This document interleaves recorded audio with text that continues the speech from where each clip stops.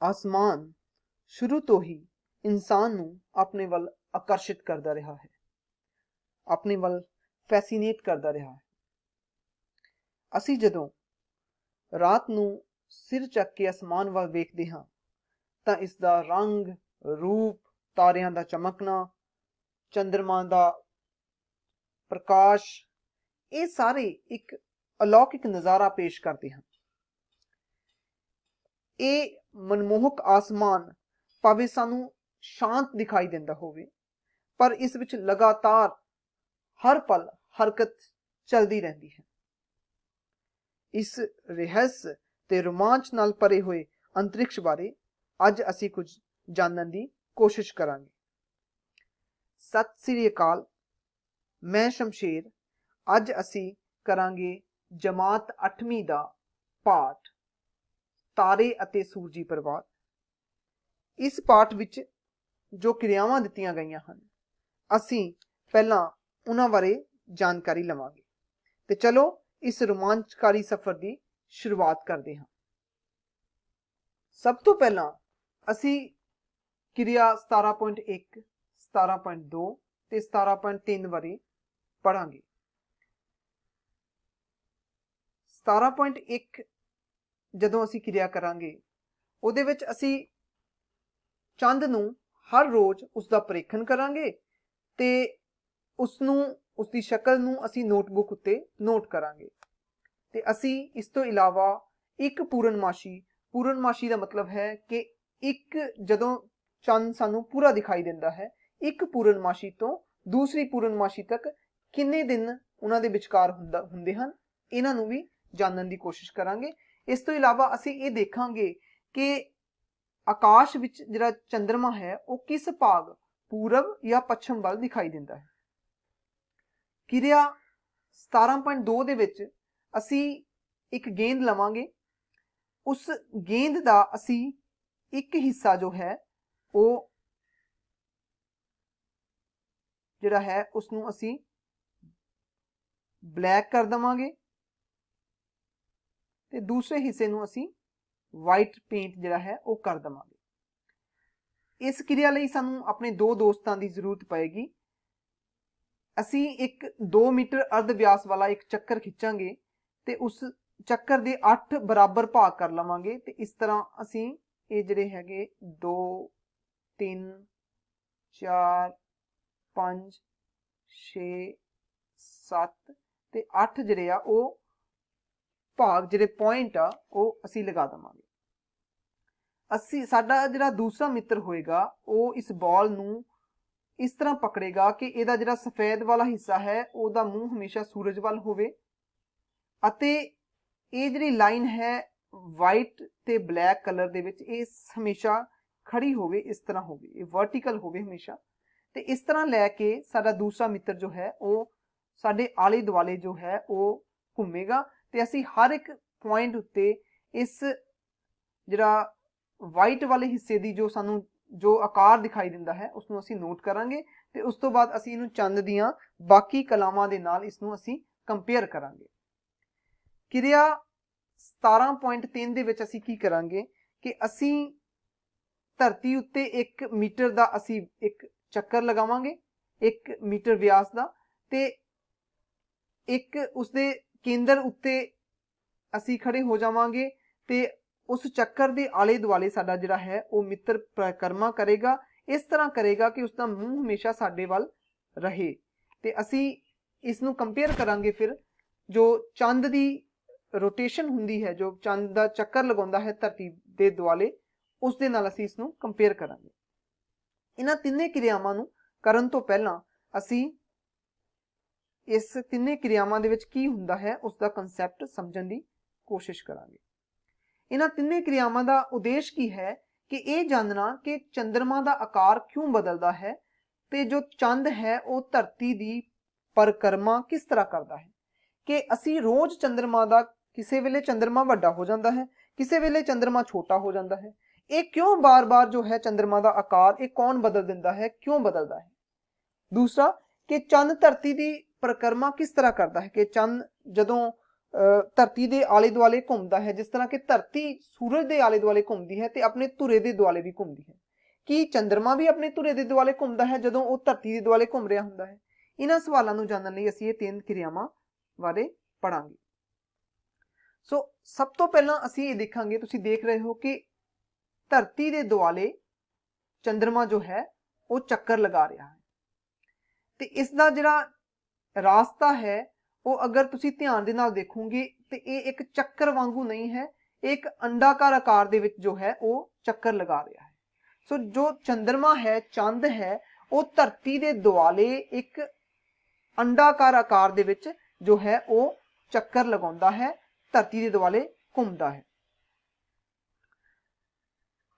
ਅੰਡਾਕਾਰ ਰਾਸਤੇ ਦੇ ਨਾਲ ਨਾਲ ਜੋ ਚੰਦਰਮਾ ਹੈ ਉਹ ਧਰਤੀ ਦੇ ਦੁਆਲੇ ਥੋੜਾ ਜਿਹਾ ਉੱਪਰ ਨੂੰ ਇਸ ਤਰ੍ਹਾਂ ਟੇਢੇ ਆਕਾਰ ਦੇ ਵਿੱਚ, ਜੋ ਤੁਸੀਂ ਦੇਖ ਰਹੇ ਹੋ, ਟਿਲਟ ਹੋਇਆ ਹੁੰਦਾ ਹੈ, ਉੱਪਰ ਨੂੰ ਮੁੜਿਆ ਹੁੰਦਾ ਹੈ। ਇਸ ਤਰ੍ਹਾਂ ਚੱਕਰ ਨਹੀਂ ਲਗਾਉਂਦਾ। ਜੋ ਚੰਦਰਮਾ ਹੈ ਉਹ ਇਸ ਤਰ੍ਹਾਂ ਚੱਕਰ ਨਹੀਂ ਲਗਾਉਂਦਾ, ਇਸ ਦੀ ਬਜਾਏ ਉਹ 5 ਡਿਗਰੀ ਜਿਹੜਾ ਹੈ ਉਹ ਟਿਲਟ ਹੋਇਆ ਹੁੰਦਾ ਹੈ, ਇਸ ਤਰ੍ਹਾਂ ਮੁੜਿਆ ਹੋਇਆ ਹੁੰਦਾ ਹੈ, ਇਸ ਹਿੱਸੇ ਤੋਂ ਉੱਪਰ ਤੇ ਇਸ ਹਿੱਸੇ ਨੂੰ ਨੀਵਾਂ।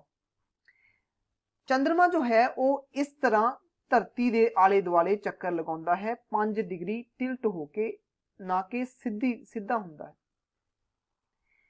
ਇਹ ਚੰਦਰਮਾ ਜਦੋਂ ਇਸ ਤਰ੍ਹਾਂ ਟਿਲਟ ਹੁੰਦਾ ਹੈ ਤੇ ਇਹੀ ਕਾਰਨ ਹੈ ਕਿਉਂਕਿ ਇਹ ਥੋੜਾ ਜਿਹਾ ਮੁੜਿਆ ਹੁੰਦਾ ਹੈ, ਇਸ ਦਾ ਜਿਹੜਾ ਪਥ ਹੁੰਦਾ ਹੈ, ਇਸ ਦਾ ਜਿਹੜਾ ਰਾਸਤਾ ਹੁੰਦਾ ਹੈ, ਇਸ ਦਾ ਜਿਹੜਾ ਆਰਬਿਟ ਹੁੰਦਾ ਹੈ, ਥੋੜਾ ਜਿਹਾ ਟਿਲਟ ਹੁੰਦਾ ਹੈ, ਉੱਪਰ ਨੂੰ ਚੱਕਿਆ ਹੁੰਦਾ ਹੈ 5 ਡਿਗਰੀ। ਇਸ ਕਰਕੇ ਇਹਦਾ ਜਿਹੜਾ ਸਾਨੂੰ ਇਹ ਇੱਕ ਬਹੁਤ ਮਹੱਤਵਪੂਰਨ ਕਾਰਨ ਬਣਦਾ ਹੈ ਕਿ ਸਾਨੂੰ ਚੰਦਰਮਾ ਦਾ ਜਿਹੜਾ ਆਕਾਰ ਹੈ ਜੋ ਹੁਣ ਦਿਖਾਈ ਦਿੰਦਾ ਹੈ ਬਾਰ-ਬਾਰ, ਉਸਦੀ ਇਹ ਬਹੁਤ ਇੱਕ ਮਹੱਤਵਪੂਰਨ ਵਜ੍ਹਾ ਬਣਦੀ ਹੈ। ਉਹ ਕਿਸ ਤਰ੍ਹਾਂ ਬਣਦੀ ਹੈ ਅਸੀਂ ਦੇਖਦੇ ਹਾਂ ਅੱਗੇ। ਇਹ ਸੂਰਜ ਹੈ ਤੇ ਚੰਦਰਮਾ ਦਾ ਕੁਝ ਹਿੱਸਾ ਜੋ ਹੈ ਉਸ ਤੇ ਸੂਰਜ ਦਾ ਜਿੱਥੇ ਪ੍ਰਕਾਸ਼ ਪੈਂਦਾ ਹੈ ਉਹ ਪ੍ਰਕਾਸ਼ਮਾਨ ਹੁੰਦਾ ਹੈ, ਤੇ ਇੱਕ ਉਹ ਹਿੱਸਾ ਹੁੰਦਾ ਹੈ ਜਿੱਥੇ ਕਿ ਸੂਰਜ ਦਾ ਪ੍ਰਕਾਸ਼ ਨਹੀਂ ਪਹੁੰਚ ਪਾਉਂਦਾ, ਉਹ ਡਾਰਕ ਸਾਈਡ ਹੁੰਦੀ ਹੈ ਜਿੱਥੇ ਕਿ ਸੂਰਜ ਦਾ ਪ੍ਰਕਾਸ਼ ਨਹੀਂ ਪਹੁੰਚ ਪਾਉਂਦਾ। ਤੇ ਅਸੀਂ ਧਰਤੀ ਉੱਤੇ ਚੰਦਰਮਾ ਦਾ ਉਹ ਹਿੱਸਾ ਦੇਖਦੇ ਹਾਂ ਜਿੱਥੇ ਕਿ ਪ੍ਰਕਾਸ਼ ਪੈਂਦਾ ਹੈ, ਜੋ ਕਿ ਪ੍ਰਕਾਸ਼ਵਾਨ ਹੁੰਦਾ ਹੈ। ਤੇ ਇਸ ਹਿੱਸੇ ਦੇ ਵਿੱਚੋਂ ਜਿੱਥੇ ਕਿ ਪ੍ਰਕਾਸ਼ ਪੈਂਦਾ ਹੈ ਚੰਦਰਮਾ ਦੇ ਉੱਤੇ, ਇਸ ਹਿੱਸੇ ਦੇ ਵਿੱਚੋਂ ਅਸੀਂ ਕਿਹੜਾ ਹਿੱਸਾ ਸਾਨੂੰ ਦਿਖਾਈ ਦਿੰਦਾ ਹੈ, ਕਿੰਨਾ ਹਿੱਸੇ ਦਾ ਐਕਸਪੋਜ਼ਰ ਜਿਹੜਾ ਹੈ ਉਹ ਸਾਡੇ ਸਾਹਮਣੇ ਹੁੰਦਾ ਹੈ, ਉਹ ਉਸਦੇ ਰਾਹੀਂ ਸਾਨੂੰ ਜਿਹੜਾ ਹੈ ਚੰਦ ਦੀਆਂ ਆਕ੍ਰਿਤੀਆਂ ਦਿਖਾਈ ਦਿੰਦੀਆਂ ਹਨ। ਇਸ ਨੂੰ ਦੁਬਾਰਾ ਫਿਰ ਅਸੀਂ ਸਮਝਦੇ ਹਾਂ ਕਿ ਚੰਦਰਮਾ ਦਾ ਇੱਕ ਹਿੱਸੇ ਤੇ ਸੂਰਜ ਦਾ ਪ੍ਰਕਾਸ਼ ਪੈਂਦਾ ਹੈ, ਉਹ ਪ੍ਰਕਾਸ਼ਮਾਨ ਹੁੰਦਾ ਹੈ, ਤੇ ਇਹ ਜਿੰਨਾ ਪ੍ਰਕਾਸ਼ਮਾਨ ਹਿੱਸਾ ਸਾਨੂੰ ਦਿਖਾਈ ਦਿੰਦਾ ਹੈ ਧਰਤੀ ਤੇ ਬੈਠਿਆਂ ਨੂੰ, ਉਸ ਤਰ੍ਹਾਂ ਦਾ ਹੀ ਆਕਾਰ ਜਿਹੜਾ ਹੈ ਉਹ ਚੰਦਰਮਾ ਦਾ ਸਾਨੂੰ ਦਿਖਾਈ ਦਿੰਦਾ ਹੈ। ਇਸ ਨੂੰ ਸਮਝਣ ਲਈ ਅਸੀਂ ਦੇਖਦੇ ਹਾਂ ਕਿ ਜਦੋਂ ਇਹ ਦੇਖੋ, ਜਦੋਂ ਸੂਰਜ ਦੀ ਰੋਸ਼ਨੀ ਰਾਹੀਂ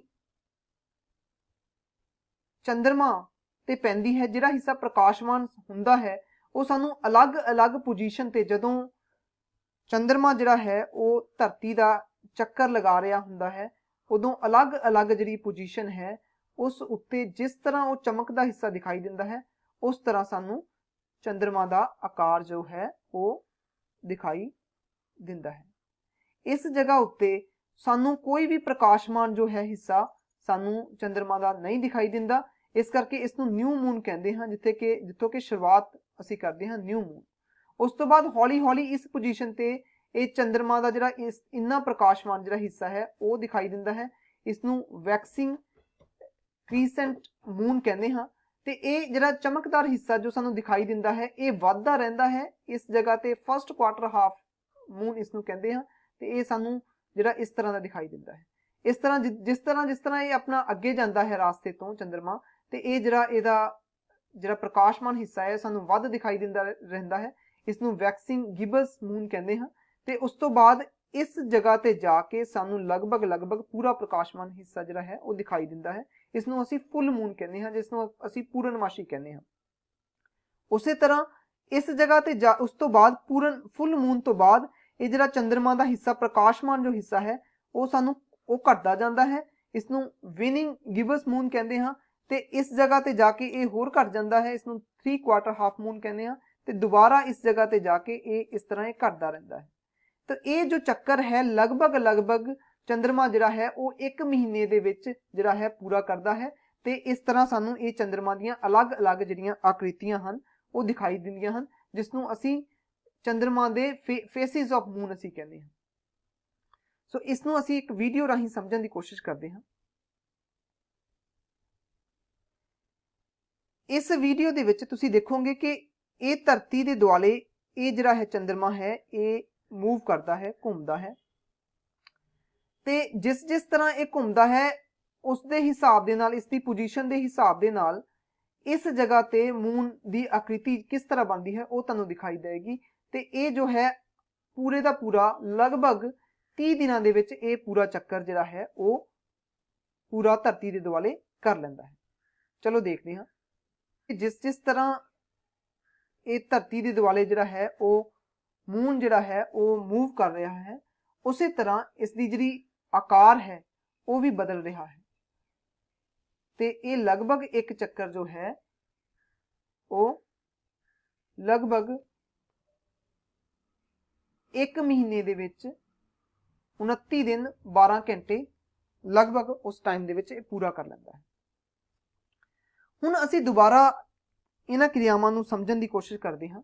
ਇਹ ਸਮਝਣ ਤੋਂ ਬਾਅਦ ਕਿਰਿਆ 17.1 ਦੇ ਵਿੱਚ ਦੱਸਿਆ ਗਿਆ ਸੀ ਕਿ ਅਸੀਂ ਕੀ ਕਰਨਾ ਹੈ ਕਿ ਚੰਦਰਮਾ ਨੂੰ ਰੋਜ਼ ਦੇਖਣਾ ਹੈ ਤੇ ਉਸ ਦਾ ਜੋ ਹੈ ਅਸੀਂ ਦੇਖ ਕੇ ਅਸੀਂ ਉਸ ਦਾ ਚਿੱਤਰ ਬਣਾਉਣਾ ਹੈ। ਇਹ ਮਈ 2021 ਦੇ ਚੰਦਰਮਾ ਦੇ ਅਲੱਗ-ਅਲੱਗ ਦਿਨਾਂ ਦੇ ਜੋ ਆਕਾਰ ਹਨ ਉਹ ਤੁਹਾਨੂੰ ਦਿਖਾਈ ਦੇ ਰਹੇ ਹਨ।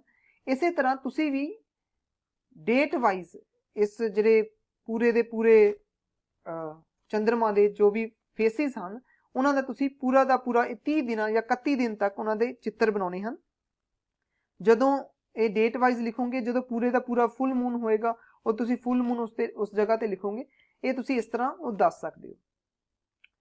ਇਹੀ ਕੰਮ ਜੋ ਇਹ ਕਿਰਿਆ 17.1 ਦੇ ਵਿੱਚ ਕੀਤਾ ਹੋਇਆ ਹੈ ਇਹ ਅੱਜ ਤੋਂ ਬਹੁਤ ਟਾਈਮ ਪਹਿਲਾਂ ਗੈਲੀਲੀਓ ਨੇ, ਜੋ ਤੁਸੀਂ ਤਸਵੀਰ ਦੇ ਵਿੱਚ ਦੇਖ ਰਹੇ ਹੋ ਇਹ ਅਸਲ ਤਸਵੀਰ ਹੈ ਜੋ ਗੈਲੀਲੀਓ ਨੇ 30 ਨਵੰਬਰ 1609 ਦੇ ਵਿੱਚ ਪਹਿਲੀ ਵਾਰ ਜੋ ਹੈ ਇਹ ਟੈਲੀਸਕੋਪ ਰਾਹੀਂ ਮੂਨ ਨੂੰ, ਚੰਦਰਮਾ ਨੂੰ ਆਬਜ਼ਰਵ ਕਰਕੇ ਤੇ ਵਾਟਰ ਕਲਰ ਦੇ ਰਾਹੀਂ ਚੰਦਰਮਾ ਦੇ ਇਸ ਤਰ੍ਹਾਂ ਦੇ ਫੇਸ ਜਿਹੜੇ ਆ 6 ਫੇਸ ਜਿਹੜੇ ਬਣਾਏ ਸਨ। ਇਸ ਨੂੰ ਅਸੀਂ 6 ਫੇਸ ਆਫ ਮੂਨ ਜੋ ਕਿ ਵਾਟਰ ਕਲਰ ਦੇ ਰਾਹੀਂ ਬਣਾਇਆ ਗਿਆ ਸੀ, ਬਹੁਤ ਫੇਮਸ ਤਸਵੀਰ ਹੈ। ਇਹ ਗੈਲੀਲੀਓ ਨੇ 1609 ਦੇ ਵਿੱਚ ਬਣਾਈ ਸੀ। ਇਸ ਤਸਵੀਰ ਦੇ ਵਿੱਚ ਤੁਸੀਂ ਦੇਖ ਰਹੇ ਹੋ ਕਿ ਇਹ ਜਿਹੜਾ ਹੈ ਇਹ ਆਕ੍ਰਿਤੀ ਦਿੱਤੀ ਹੋਈ ਹੈ ਕਿ ਚੰਦਰਮਾ ਇਸ ਤਰ੍ਹਾਂ ਦਿਖਾਈ ਦਿੰਦਾ ਹੈ, ਅਲੱਗ-ਅਲੱਗ ਪੋਜੀਸ਼ਨ ਤੇ ਇਸ ਤਰ੍ਹਾਂ ਦਿਖਾਈ ਦਿੰਦਾ ਹੈ, ਇਸ ਜਗ੍ਹਾ ਤੇ ਇਸ ਤਰ੍ਹਾਂ ਦਿਖਾਈ ਦਿੰਦਾ ਹੈ ਤੇ ਇਸ ਜਗ੍ਹਾ ਤੇ ਇਸ ਤਰ੍ਹਾਂ ਦਿਖਾਈ ਦਿੰਦਾ ਹੈ। ਇਹ ਜੋ ਕੰਮ ਜੋ ਗੈਲੀਲੀਓ ਨੇ 1609 ਦੇ ਵਿੱਚ ਕੀਤਾ ਸੀ ਇਹ ਤੁਸੀਂ ਬੱਚਿਓ ਕਰਨਾ ਹੈ 31 ਦਿਨਾਂ ਤੱਕ, ਜਿਹੜੇ ਚੰਦਰਮਾ ਦੇ ਅਲੱਗ-ਅਲੱਗ ਫੇਸ ਬਣਾਉਣੇ ਹਨ। ਤੇ ਤੁਸੀਂ ਰੋਜ਼ ਅਗਰ ਚੰਦਰਮਾ ਨੂੰ ਦੇਖੋਗੇ ਤੇ ਤੁਹਾਨੂੰ ਇਹਦੇ ਬਾਰੇ ਬਹੁਤ ਜ਼ਿਆਦਾ ਚੰਗੀ ਹੋਰ ਜਾਣਕਾਰੀ ਜਿਹੜੀ ਆ ਉਹ ਮਿਲ ਸਕਦੀ ਹੈ। ਉਸ ਤੋਂ ਬਾਅਦ ਇਸ ਕਿਰਿਆ ਦੇ ਵਿੱਚ ਅਸੀਂ ਕੀ ਦੇਖਦੇ ਹਾਂ ਕਿ ਜੋ ਚੰਦਰਮਾ ਹੈ ਉਹ ਆਪਣੀ ਜੋ ਸ਼ਕਲ ਹੈ ਉਹ ਬਦਲਦਾ ਰਹਿੰਦਾ ਹੈ ਹਰ ਇੱਕ ਦਿਨ। ਤੇ ਜਦੋਂ ਫੁੱਲ ਮੂਨ ਹੁੰਦਾ ਹੈ, ਪੂਰਨਮਾਸ਼ੀ ਹੁੰਦੀ ਹੈ, ਉਦੋਂ ਚੰਦਰਮਾ ਪੂਰਾ ਦਾ ਪੂਰਾ ਗੋਲ ਹੁੰਦਾ ਹੈ ਤੇ ਪਹਿਲੇ 15 ਦਿਨ ਜਿਹੜਾ ਇਸ ਦਾ ਆਕਾਰ ਜਿਹੜਾ ਹੈ ਉਹ ਵੱਧਦਾ ਰਹਿੰਦਾ ਹੈ ਤੇ ਅਗਲੇ 15 ਦਿਨ ਇਸ ਦਾ ਆਕਾਰ ਜਿਹੜਾ ਹੈ ਉਹ ਘਟਦਾ ਰਹਿੰਦਾ ਹੈ।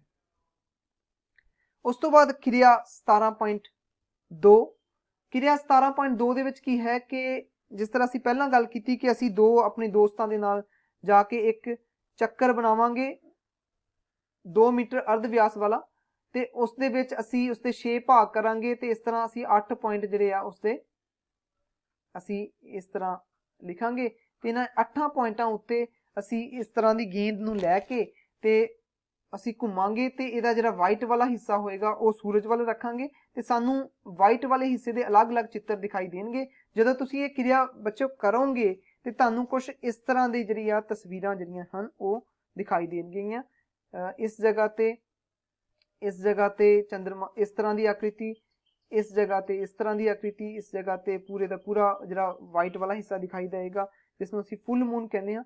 ਤਾਂ ਇਸ ਤਰ੍ਹਾਂ ਇਹ ਐਕਟੀਵਿਟੀ ਦੇ ਵਿੱਚ ਤੁਹਾਨੂੰ ਇਸ ਤਰ੍ਹਾਂ ਦੇ ਜਿਹੜੇ ਹੈਗੇ ਆ ਉਹ ਤੁਹਾਨੂੰ ਪੋਜੀਸ਼ਨਾਂ ਇਸ ਤਰ੍ਹਾਂ ਦੀਆਂ ਚੰਦਰਮਾ ਦੀਆਂ ਜਿਹੜੀਆਂ ਆਕ੍ਰਿਤੀਆਂ ਹਨ ਉਹ। ਇਸ ਤੋਂ ਬਾਅਦ ਬੱਚਿਓ ਅਸੀਂ ਕਿਰਿਆ 17.3 ਕਰਾਂਗੇ ਕਿਰਿਆ 17.3 ਦੇ ਵਿੱਚ ਅਸੀਂ ਦੇਖਾਂਗੇ ਕਿ ਜਦੋਂ ਧਰਤੀ ਤੇ ਅਸੀਂ 1 ਮੀਟਰ ਵਿਆਸ ਵਾਲਾ ਇੱਕ ਚੱਕਰ ਖਿੱਚਿਆ ਸੀਗਾ ਤੇ ਸਾਡਾ ਇੱਕ ਮਿੱਤਰ ਜਿਹੜਾ ਸੀਗਾ ਉਹ ਉਸਦੇ ਸਾਡੇ ਆਲੇ ਦੁਆਲੇ ਉਸ ਚੱਕਰ ਦੇ ਸੈਂਟਰ ਦੇ ਵਿੱਚ ਅਸੀਂ ਖੜੇ ਹੋ ਗਏ ਸੀਗੇ ਤੇ ਉਸਦੇ ਆਲੇ ਦੁਆਲੇ ਸਾਡਾ ਇੱਕ ਮਿੱਤਰ ਜਿਹੜਾ ਹੈ ਉਹ ਘੁੰਮ ਰਿਹਾ ਸੀ, ਇਸ ਤਰ੍ਹਾਂ ਘੁੰਮ ਰਿਹਾ ਸੀ ਕਿ ਉਹਦਾ ਜਿਹੜਾ ਫੇਸ ਹੈ ਉਹ ਸਾਡੇ ਵੱਲ ਹੋਵੇ। ਤੇ ਇਸ ਤਰ੍ਹਾਂ ਕਰਨ ਦੇ ਵਿੱਚ ਉਹ ਜਦੋਂ ਇੱਕ ਚੱਕਰ ਪੂਰਾ ਕਰਦਾ ਹੈ ਤਾਂ ਉਹ ਆਪਣੇ ਆਪ ਦੇ ਵਿੱਚ ਇੱਕ ਵਾਰੀ ਘੁੰਮ ਜਾਂਦਾ ਹੈ। ਸੋ ਸਾਨੂੰ ਨਾ ਤਾਂ ਉਸਦੀ ਪਿੱਠ ਦਿਖਾਈ ਦਿੰਦੀ ਹੈ ਤੇ ਇੱਕ ਪਰਿਕਰਮਾ ਦੇ ਵਿੱਚ ਇੱਕ ਘੁੰਮਣ ਉਹ ਪੂਰਾ ਕਰ ਲੈਂਦਾ ਹੈ।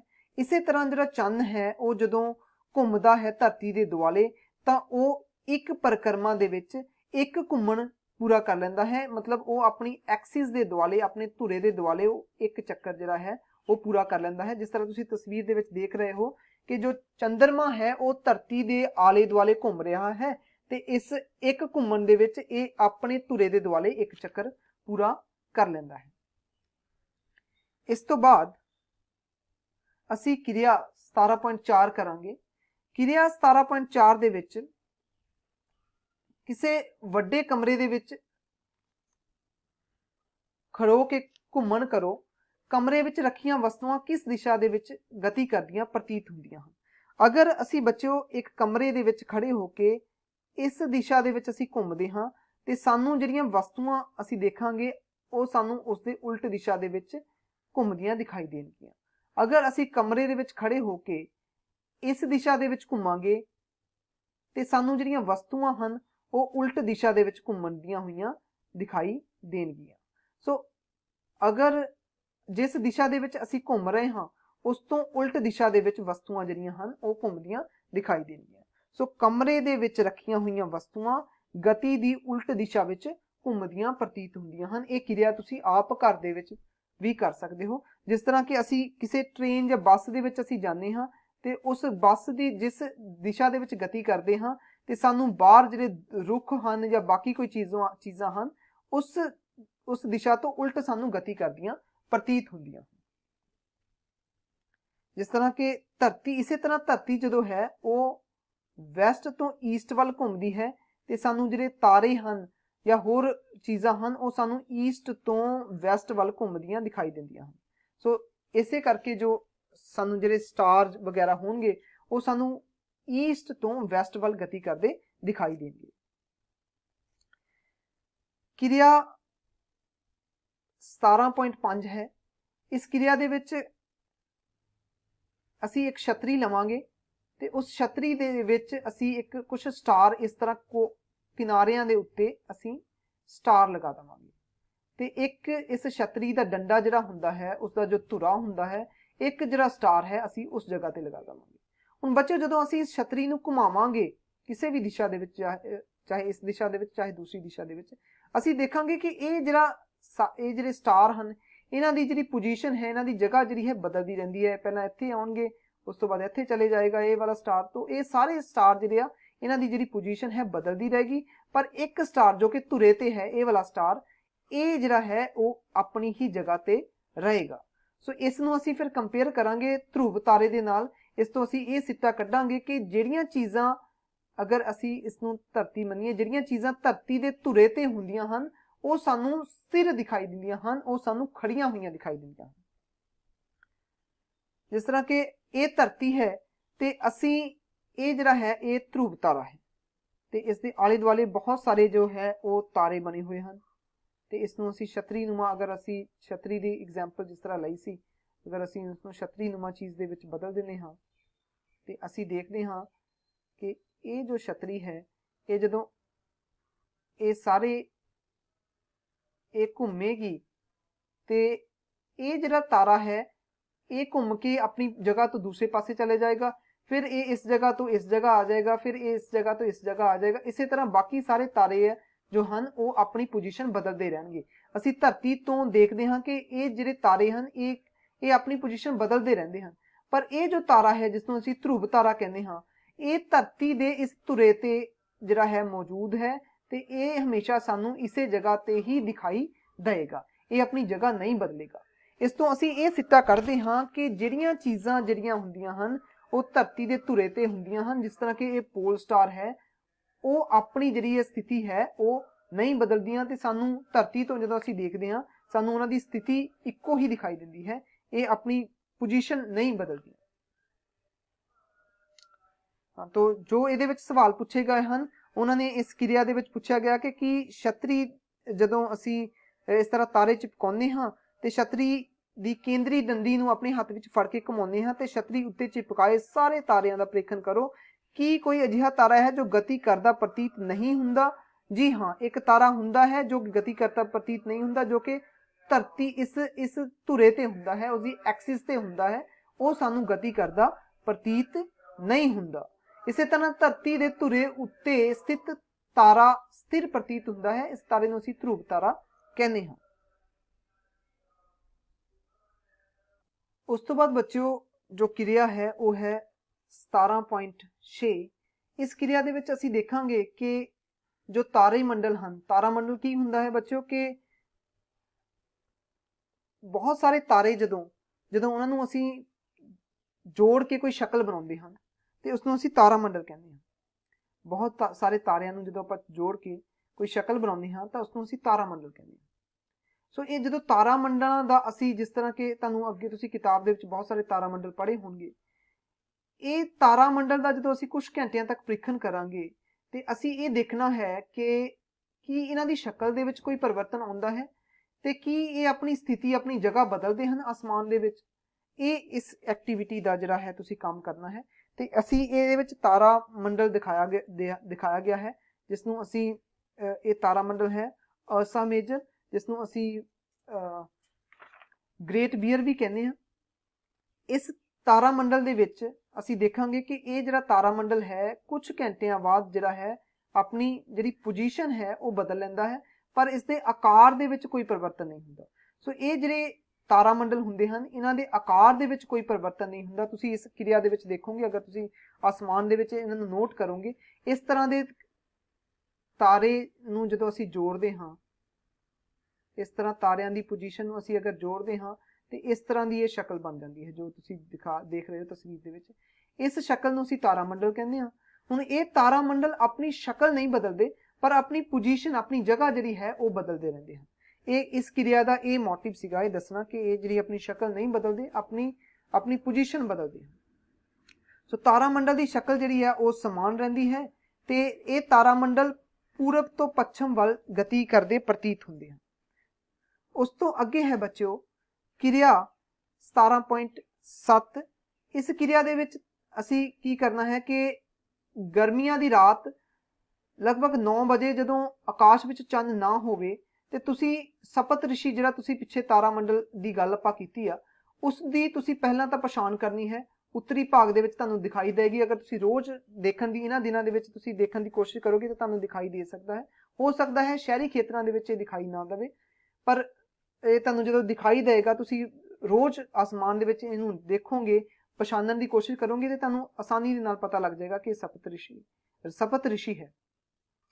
ਹੁਣ ਇਸ ਤਾਰਾ ਮੰਡਲ ਦੇ ਵਿੱਚ ਤੁਸੀਂ ਦੇਖੋਗੇ ਕਿ ਇਸ ਦੀਆਂ ਜੋ ਸਰਲ ਰੇਖਾਵਾਂ ਹੁੰਦੀਆਂ ਹਨ, ਉਹਨਾਂ ਰੇਖਾਵਾਂ ਨੂੰ ਅਸੀਂ ਅਗਰ ਦੇਖਦੇ ਹਾਂ ਇਸ ਤਰ੍ਹਾਂ ਦਾ ਸਪਤ ਇਹ ਰਿਸ਼ੀ ਹੈ। ਇਸ ਦੇ ਵਿੱਚ ਇਹ ਜੋ ਤਾਰੇ ਦੋ ਹਨ, ਇਹਨਾਂ ਤੋਂ ਜੋ ਰੇਖਾ ਬਣਦੀ ਹੈ, ਅਗਰ ਇਸ ਰੇਖਾ ਨੂੰ ਅਸੀਂ ਸਿੱਧਾ ਇਸ ਰੇਖਾ ਦੇ ਸਟੇਟ ਦੇਖੀਏ ਤੇ ਇਹ ਲਗਭਗ 5 ਗੁਣਾ ਜਿੰਨਾ ਇਹ ਡਿਸਟੈਂਸ ਹੈ ਇਸ ਤੋਂ ਲਗਭਗ 5 ਗੁਣਾ ਦੂਰ ਅਗਰ ਦੇਖੀਏ ਤੇ ਇੱਕ ਸਾਨੂੰ ਤਾਰਾ ਦਿਖਾਈ ਦਿੰਦਾ ਹੈ। ਇਹ ਜੋ ਹੈ ਇਹ ਪੋਲ ਸਟਾਰ ਹੈ, ਧਰੁਵ ਤਾਰਾ ਹੈ। ਇਸ ਕਿਰਿਆ ਦਾ ਇਹ ਦੇਖਣ ਦਾ ਸੀ, ਇਹਨੂੰ ਤੁਸੀਂ ਦੇਖਣਾ ਹੈ ਇਸ ਕਿਰਿਆ ਦੇ ਵਿੱਚ। ਉਸ ਤੋਂ ਬਾਅਦ ਅਗਲੀ ਕਿਰਿਆ ਹੈ ਬੱਚਿਓ ਕਿ 17.8 ਕਿ ਗਰਮੀਆਂ ਵਿੱਚ ਕਿਸੇ ਦਿਨ ਰਾਤ ਦੇ ਸਮੇਂ 2 ਤੋਂ 3 ਘੰਟੇ ਦੇ ਫਰਕ ਦੇ ਨਾਲ ਅਸੀਂ ਸਪਤ ਰਿਸ਼ੀ ਨੂੰ ਜਿਹੜਾ ਦੇਖਣਾ ਹੈ 3 ਤੋਂ 4 ਵਾਰ, ਤੇ ਅਸੀਂ ਦੇਖਾਂਗੇ ਕਿ ਧਰੁਵ ਤਾਰੇ ਦਾ ਸਥਾਨ ਜਿਹੜਾ ਹੈ ਉਹ ਕਿੱਥੇ ਹੈ, ਕੀ ਉਸਨੇ ਆਪਣਾ ਸਥਾਨ ਬਦਲਿਆ ਤੇ ਕੀ ਉਹ ਪੂਰਬ ਤੋਂ ਪੱਛਮ ਵੱਲ ਚੱਲਦਾ ਹੈ।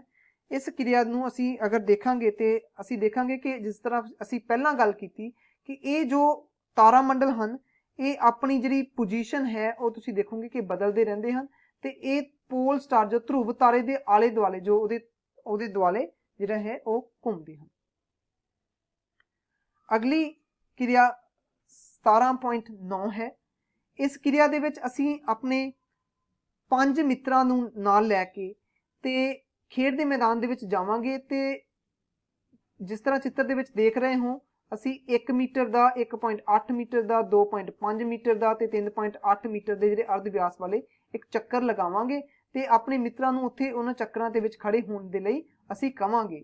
ਤੇ ਇਹਨਾਂ ਮਿੱਤਰਾਂ ਦਾ ਅਸੀਂ ਤਰਤੀਬ ਵਾਈਜ਼ ਜਿਹੜਾ ਨਾਮ ਹੈ ਉਹ ਬੁੱਧ, ਸ਼ੁੱਕਰ, ਧਰਤੀ ਤੇ ਮੰਗਲ ਰੱਖ ਦੇਵਾਂਗੇ। ਤੇ ਇੱਕ ਜਿਹੜਾ ਮਿੱਤਰ ਹੈ ਉਹ ਸੈਂਟਰ ਦੇ ਵਿੱਚ ਖੜਾ ਹੋਏਗਾ ਜੋ ਕਿ ਸੂਰਜ ਨੂੰ ਜਿਹੜਾ ਹੈ ਉਹ ਰਿਪਰੈਜ਼ੈਂਟ ਕਰੇਗਾ। ਤੇ ਜਦੋਂ ਅਸੀਂ ਇਹ ਸਾਰੇ ਮਿੱਤਰ ਇਹਨਾਂ ਚੱਕਰਾਂ ਦੇ ਵਿੱਚ ਘੁੰਮਣਗੇ ਤੇ ਕੀ ਇਹ ਆਪਸ ਦੇ ਵਿੱਚ ਟਕਰਾਉਣਗੇ? ਇਹਦਾ ਜਵਾਬ ਹੈ ਨਹੀਂ, ਕਿਉਂਕਿ ਇਹ ਆਪਣੇ ਆਪਣੇ ਚੱਕਰ ਦੇ ਵਿੱਚ ਘੁੰਮ ਰਹੇ ਹਨ, ਇਸ ਕਰਕੇ ਆਪਸ ਦੇ ਵਿੱਚ ਨਹੀਂ ਟਕਰਾਉਣਗੇ। ਇਸੇ ਤਰ੍ਹਾਂ ਸਾਡਾ ਸੂਰਜ ਪਰਿਵਾਰ ਦੇ ਸੂਰਜ ਮੰਡਲ ਦੇ ਵਿੱਚ ਜਿਹੜੇ ਵੱਖ-ਵੱਖ ਗ੍ਰਹਿ ਹਨ ਉਹ ਆਪਣੇ ਆਪਣੇ ਰਸਤੇ, ਆਪਣੇ ਆਪਣੇ ਪਥ ਉੱਤੇ ਘੁੰਮਦੇ ਹਨ ਤੇ ਉਹ ਆਪਸ ਦੇ ਵਿੱਚ ਨਹੀਂ ਟਕਰਾਉਂਦੇ। ਇਸ ਤਰ੍ਹਾਂ ਤੁਸੀਂ ਦੇਖ ਸਕਦੇ ਹੋ ਕਿ ਇਹ ਜੋ ਹੈ ਸੂਰਜ ਹੈ ਤੇ ਇਹ ਵੱਖ-ਵੱਖ ਗ੍ਰਹਿਾਂ ਦੇ ਜਿਹੜੇ ਹਨ ਉਹ ਵੱਖ-ਵੱਖ ਜਿਹੜੇ ਹਨ ਉਹ ਪਥ ਹਨ ਜੋ ਕਿ ਆਪਸ ਜਿਨ੍ਹਾਂ ਪੱਥਾਂ ਦੇ ਉੱਤੇ ਇਹ ਜਿਹੜੇ ਗ੍ਰਹਿ ਹਨ ਇਹ ਘੁੰਮਦੇ ਹਨ, ਇਸ ਲਈ ਆਪਸ ਦੇ ਵਿੱਚ ਨਹੀਂ ਟਕਰਾਉਂਦੇ।